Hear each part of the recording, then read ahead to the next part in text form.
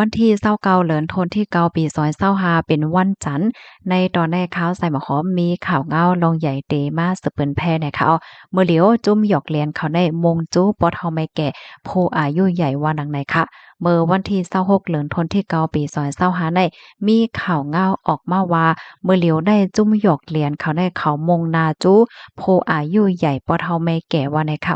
ดีเจดอนบุรีรัมย์นั่นขณะมีแม่เฒ่าอายุ75ปีถูกย่าหลอกให้เอาไว้ติเลียนได้กว่าเฮ็ดลิกินแก่นขายในค่ะเนาะได้ลิกินแก่นนั้นได้ก็ว่าแต่ละอยู่7ล้านนั่นค่ะน่ะก็การเลื่อนสุดในเงินได้ก็อำไลเฮ็ดจังไหนค่ะเมื่อหนังตีชลบุรีก็มีปอเฒ่าอายุ79ปีค่ะอันนี้ก็ถูกย่าเขาหยอกเลียนเสียก็โอนเงินกว่าปันเขาได้4ล้านบาทเฮ็ดจังไหนเหี่ยวแลหางเฮ็ดดีกว่าทอนให้โอนปันเทียง3ล้านบาทได้ไหนก้อยกะว่าถูกย่าอันผู้มีปนพรตีป่านตีเย่งเงินเขานั้นเฮหามไว้ไลคือตันเฮ็ดจังไหนค่ะเกี่ยวกับไปลองในผู้มีปนพรที่โฮมผลิกบ้านเบิ่งในคณะกอลาดว่าจุ้มหยอกเลียนเขาพ่องย่ามมาเหลียวในเขามงจูผู้อายุใหญ่ปอเฒ่าไม่แก่เนาะเขาก็เตสืบฟ้นหาเสลาดว่าเป็นเจ้าหน้าที่ข้าหาบการคนลงปองจึงเป็นปลีกลูกดีของการลงปองจึงเหี่ยวก็สืบมาเฮ็ดไหนเขาในก็เตลาดข้อมูลขะดอดอันเหมือนจังหนังว่าเกี่ยวกับไปลองก้นอันที่เขาสืบหาเนี่ยหนังแม่นย้ำนั่นค่ะนะเขาข้อมูลติดไหลมาได้ก็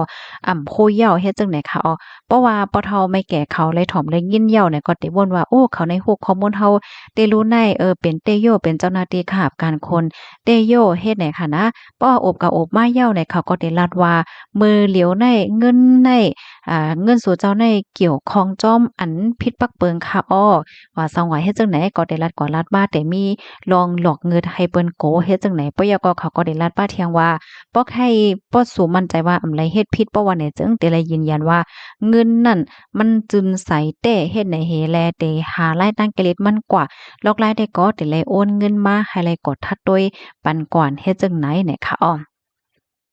กำแน่เพราะว่าปอทอไม่แก่เขาไล่ถอมไล่ยินจึงไหนยาวตกอกตกใจเหมือนอาสังเตเฮ็ดจ้อมเขายาวเพราะว่าเนี่ยจึงเขาก็เตให้ติดต่อกับสืบแอดไลน์ในนั้นเพราะว่าแอดไลน์ยาวไหนเขาก็เตโทรโฟนตาเสค่ะเนาะเตอำปัน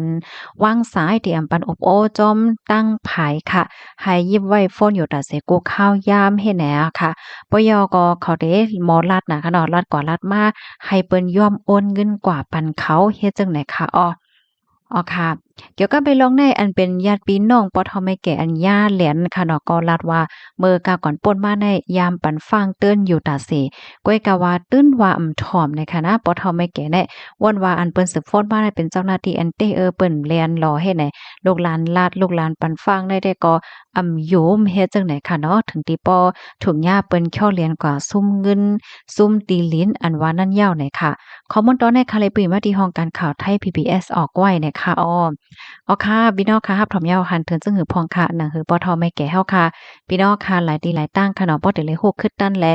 เลยตกเป็นเหยื่อเขานั่นเนี่ยก็จะการสืบปืนแพร่แชร์ก่อเสกัมไหนค่ะเนาะอันปอทอไม่แก่มังก็ค่ะเนาะเปิ้นก็เก็บหอมต่อมสู้เงินมาตั้งโจตั้งจาดเปิ้นก็มีเงินก่อนเงินเก็บไว้ให้ได้นั้นค่ะน่ะมังก็ได้เก็บไว้เงินลูกเงินหลานลูกหลานมาฝากไว้เฮ็ดไหนค่ะเนาะเฮ็ดแลป้อมีคนมาอบมาเก้าในมังปอกเขาสำบ่รัดไหนเห็นในเฮ็ดแลญาหลอกเลียนกว่าเฮ็ดไหนค่ะเนาะอันนี้ก็หันถึงว่าเป็นลองลีฟังได้แต่ค่ะเนาะอำว่าพี่น้องค่ะที่อยู่เมืองไทยค่ะเมืองใต้ค่ะเมืองไหลก็ยาวได้ค่ะสังหันถึงว่ามีพรหลีก็จอยกันสืบเปิ้นแพร่แชร์กว่าใส่กำค่ะเนาะยินจมใหญ่นำค่ะเหมือนสงค่ะ